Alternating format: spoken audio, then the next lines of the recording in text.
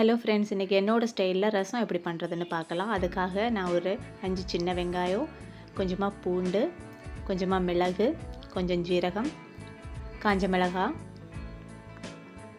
கருவேப்பிலை, கொஞ்சமாக தனியா, இது எல்லாமே நம்ம தண்ணி ஊற்றாமல் மிக்சியில் போட்டு நல்லா க்ரஷ் பண்ணி எடுத்துக்கணும். இந்த மாதிரி எடுத்துக்கோங்க. இப்போ நம்மளுக்கு தேவை ஒரு தக்காளியை நான் இந்த மாதிரி கட் பண்ணி எடுத்துக்கிறேன். இப்போது கடாய் அடுப்பில் வச்சதும் கொஞ்சமாக தேங்காய் எண்ணெய் ஊற்றிக்கிறேன். எண்ணெய் சூடானதும் கடுகு, வெந்தயம், நீட்டு மிளகாய், கருவேப்பிலை, மல்லித்தழை, கொஞ்சமாக பெருங்காயத்தூள் போட்டு அதை நல்லா வதக்கிக்கோங்க. இப்போ நம்ம க்ரஷ் பண்ணி வச்சுருக்கிற அந்த மசாலாவை இதில் சேர்த்துக்கலாம். சேர்த்து அதோட பச்சை வாசனை போகிறது வரைக்கும் அதையும் வதக்கிக்கோங்க. இப்போ நம்ம தக்காளி சேர்த்துக்கலாம். சேர்த்து அதையும் நல்லா வதக்கிக்கணும். இப்போ இதில் தேவையான மசாலா சேர்த்துக்கலாம். கொஞ்சமாக மஞ்சத்தூள், கொஞ்சமாக காஷ்மீரி சில்லி பவுடர், அப்புறமா தனியாத்தூள் கொஞ்சம் சேர்த்துக்கிறேன். சேர்த்து இந்த மசாலாவோட பச்சை வாசனை போகிறது வரைக்கும் இதையும் நல்லா வதக்கிக்கோங்க.